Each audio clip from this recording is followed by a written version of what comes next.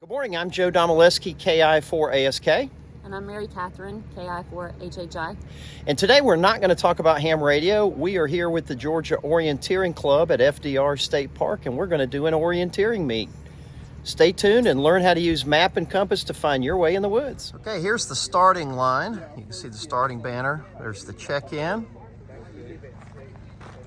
And this is actually where you scan in using a little thumb chip. Okay, this is the little E-stick, and that is what is used with the starting mechanism. All right, here we are checking in. Joe and MC right here. Joe and MC. Okay. There's the maps and the starting clip. Sorry. 262. And this is where we clear and check the starting point. There's our map. All right, so you know what you're doing. We do. Yes, good. sir. Thank you, sir. Okay. All right, the first one are these symbols here. So let's go over to the map key and see what these things are. So it looks like that's an erosion, small erosion gully. Map where the top is magnetic north. So if I want to go from the starting point, say, to control point 1, all I have to do is lay the edge of the compass along the direction of travel. So this arrow is always going to point to where we want to travel. And then the next thing to do is to rotate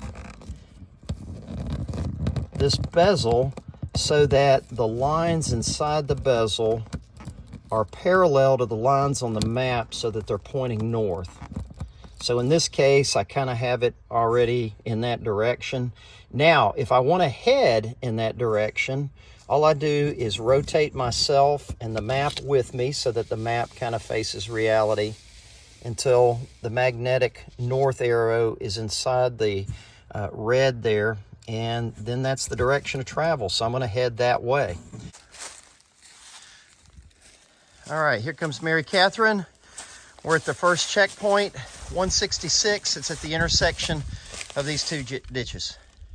Okay, we're looking for checkpoint 2, number 167. That colored in triangle is a boulder. And so we line up the edge of the compass. We're going from 1 to 2. So let me do that. Okay, from 1 to 2, we have the magnetic arrow pointing. Let's see, let's get the red in there. We've now oriented the map. That's our direction of travel up that way. And all right, we've just climbed up the hill. You can see this little intersection here between 1 and 2. That's this intersection right here. We're heading that way. Okay, there's our compass bearing. And you can see the control point there, and there's Mary Catherine. So you can see orienteering combines trail running, or in this case, hiking, with map and compass. This is checkpoint number 2. So for checkpoint 3, that's a pretty big climb to go up and over that hilltop and back down the other side. We're almost at this trail, so we're going to just get up to the trail and then plot a new bearing once we get up there. Like I said, there are some parts of this that are trail, and so it's like trail running with map and compass. Well, this part of the course is on the Pine Mountain Trail. Okay, sometimes orienteering allows you to use trails. It's not all bushwhacking. So this is a trail intersection. We're getting ready to head this direction. And here's where we're on the map. We just came from 2, and I thought it would be easier to take this little trail up. So we've been on this trail. There's this trail intersection here. We're gonna go there and then get another intersection and work our way to 3. It's right here. All right, and then here's the other trail intersection, less developed. This is actually a horse trail. As you can see, this is technically a trail, but it's hard to see where the trail is. It's beautiful up here. And this is the Pine Mountain area of Georgia. There's actually one of the blazes for this trail. You can see it's not that prominent. So we're at checkpoint 3. You can see in the military, we call that a draw, where the terrain slopes up on 2 sides and down in the middle.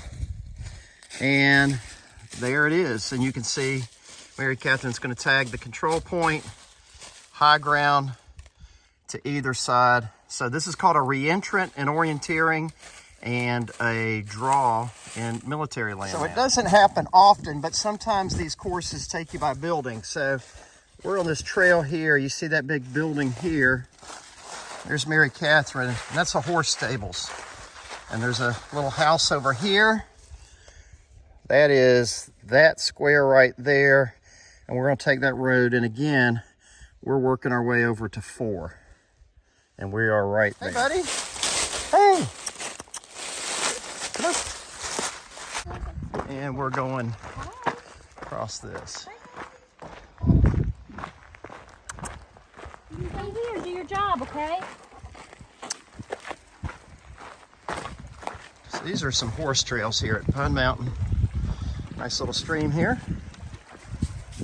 Here's the other side of the stables. Hello, Mary Catherine. Easier courses, they actually put the markers right on the trail, but we're not doing an easy one. Here's another competitor. Okay, so we're looking for 194, and there it is. This is what we call a root stock. So the map symbol is the circle with the X through it. And there it is, and Mary Catherine's gonna tag in. All right. Here we are to another control point. That's another root stock. You can see the marker there. All right, checkpoint 6, Mary Catherine found it. It's another root stock. You can see the tree there. And then on the map, there's the symbol for it. And we are located there. Now we're heading to point 7. Not all of orienteering is on trails. Most of it's bushwhacking, like going up this big hill. So this next one we're looking for is in what we call a saddle, which is low ground between 2 high points. And it looks like Mary Catherine may have found it. There she is. All right, good job. There's high ground to the left, high ground to the right, and we are right there, number 7. You can see it's a low point between 2 high points. Not too far to point 8 This one was next to a water course. You can see the creek there. And it's checkpoint number 9. Good job, Mary Catherine. Number 197 in a ditch. There's the ditch. Hello. Guess that's airmail. Hello, buddy. Yeah. Yeah, I will stop for dogs. Little orienteering dog. I don't. An orienteering That's dog, right. Exactly. That's right. Who cares about the Hey, points buddy. when I can spend time with you? Hey. All right, so we're going for number 12, which is right there. Hard to see. It's a double rock pile. So there it is there. You can see 1 rock pile, 2 rock pile, number 182. All right, we have the red in the house there. We're going from 12 to 13. So up the hill, over the road, and to the other side. Approaching the finish. Yay! So what happens at the finish is we take that thumbstick and mark it here, and print out the results. It's the download station. And here's the results right now. And there we are, Joe and MC group. Looks like we're 3rd right now, but we'll see. There's people that just started the course. Here's the printout that we got when we finished the course. Has the title of the meet, Joe and MC group, club, Georgia Orienteering Club. We did the orange course, a little under 5K. Start time, finish time. It took us 1 hour and 44 minutes. And here's all the control points. And right now we're in 3rd place, but some people started after us and they go after the chip time. So we'll see. We're just happy to find all of the control points.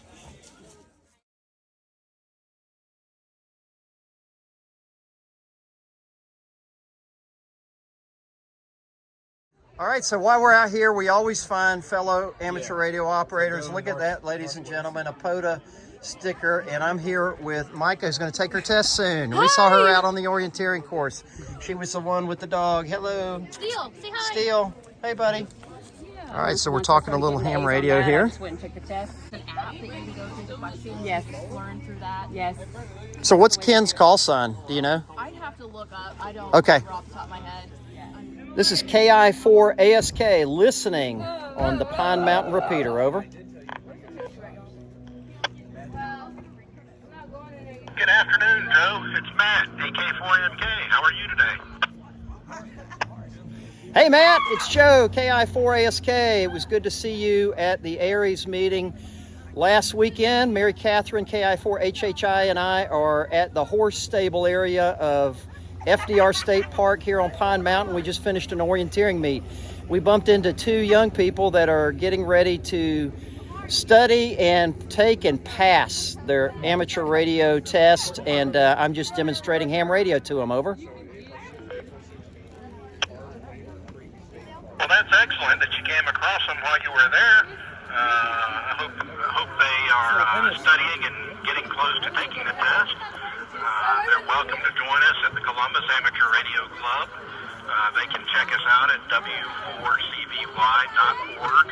That's Whiskey for Charlie Victor Yankee.org.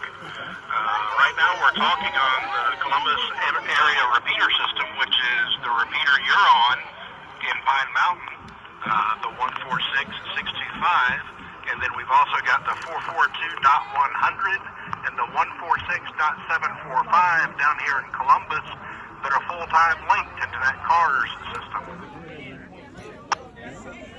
That's outstanding, Matt. And I appreciate you coming back, and we're going to post this to YouTube. You guys have a great radio club and a fine repeater network. Hope you guys have a great Sunday afternoon, and 7-3 from Mary Catherine and I. This is KI4ASK with KI4HHI. There she is. Wave, Mary Catherine. 7-3, Matt. All right, Joe. Always nice to run into you either in person or on the repeater or on HF, as the case may be. So I hope you have a good day, and tell Mary Catherine we said hello. Take care. 73, AK4MK. This is KI4ASK, and we're here with Kilo X-ray 4 Bravo Yankee, KX4BY. KX4BY, and he's out here doing orienteering. All Okay, right. that's a wrap. Thanks for tuning in, and we'll catch you on another adventure soon. 7-3.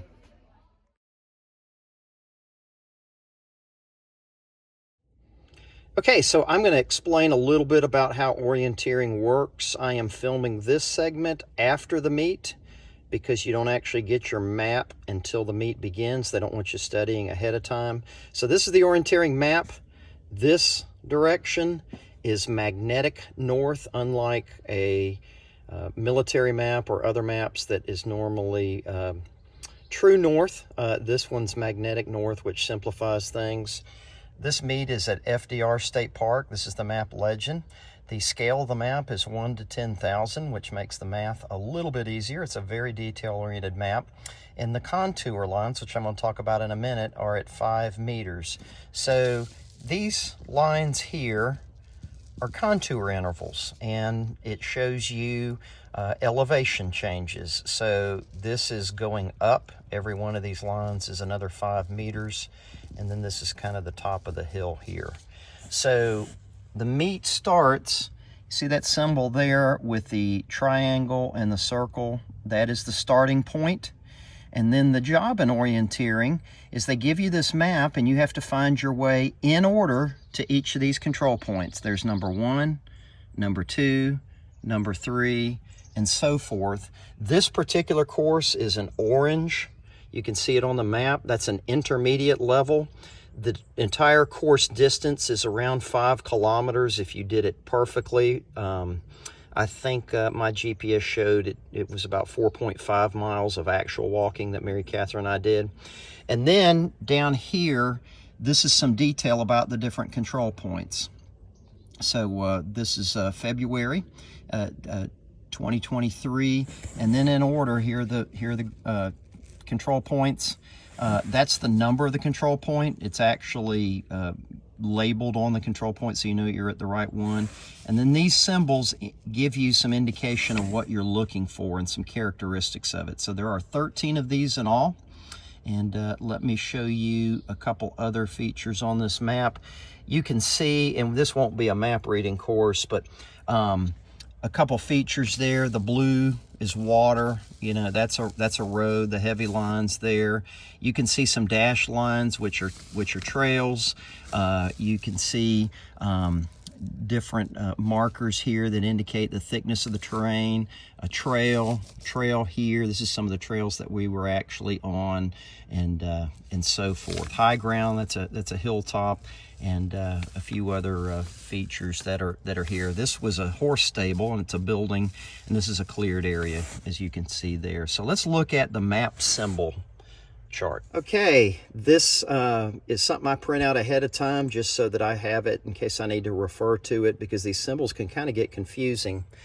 The International Orienteering Federation actually is the international organization that kind of sets the standards for orienteering. You can go to their website, orienteering.org, and this shows you in detail what all those pieces of information are for each of the control points: the control number, the control code, which is what you're looking for, which of any similar features, the feature itself, that's probably the biggest thing there in that column, the appearance, and then it shows you, you know, is it at the northern end of the area, the upper, lower, middle, and then these are the symbols themselves: landform symbols, rocks and boulders,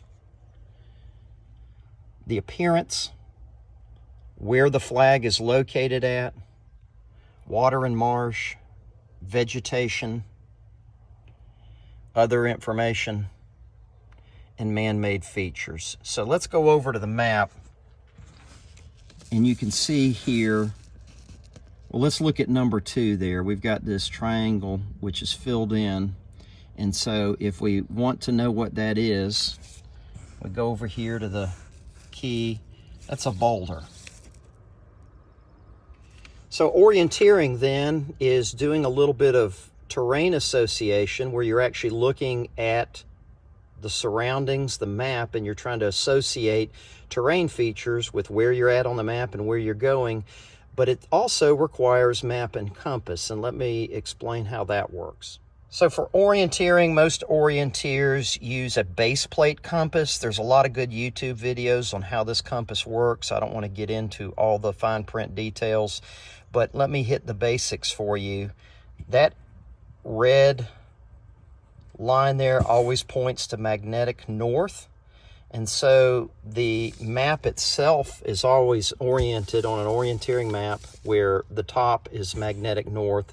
So if I want to go from the starting point, say, to control point 1, all I have to do is lay the edge of the compass along the direction of travel. So this arrow is always going to point to where we want to travel.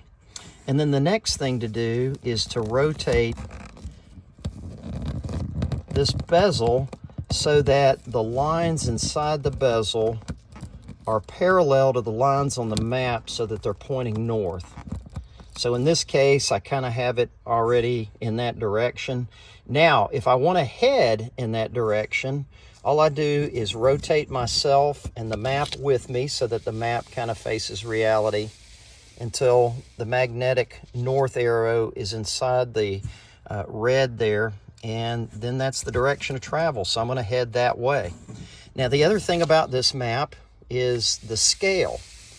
So because it's a 1 to 10,000 scale, that means every centimeter is 100 meters. And they do use metric system because it's a international thing. So each of these lines here, there's 1 centimeter, 2 centimeters, 3 centimeters. So that's about 300 meters from the start point to point number 1. Now, if I walked a straight line to it, then I would just need to know my pace count. I happen to know my pace count is 69 to every 100 meters.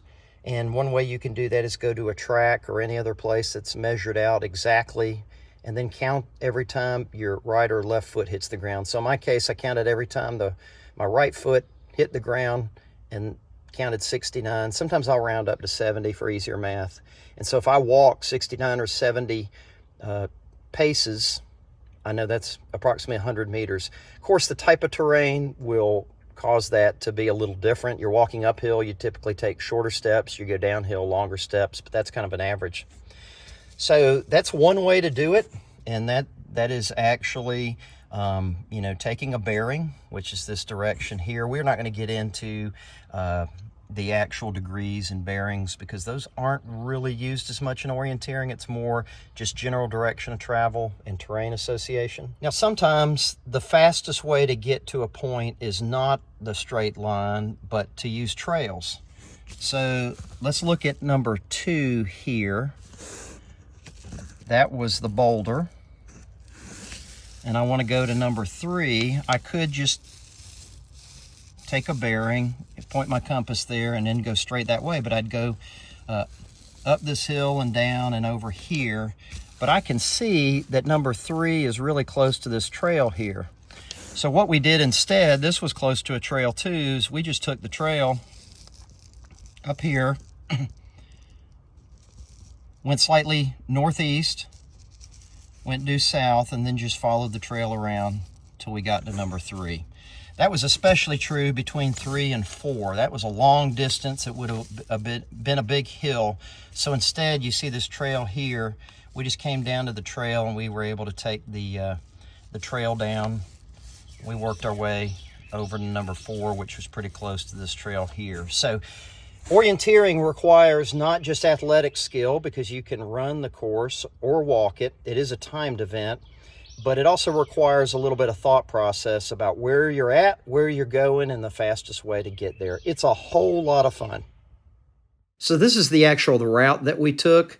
The purple lines and circles are the straight line distance and the control points. We are the dark blue lines. One of the competitors is traced in green. So you can see how we actually navigated the orienteering course at FDR State Park. Thanks again for watching. Stay tuned for some bloopers.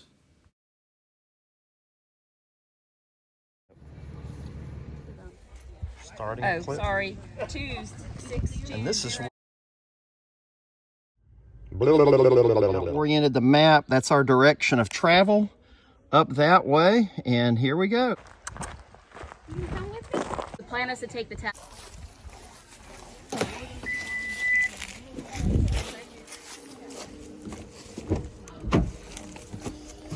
I think we did pretty good today. I thought we did well. What was our final time? 144. Oh, I never did turn my watch off. 144, and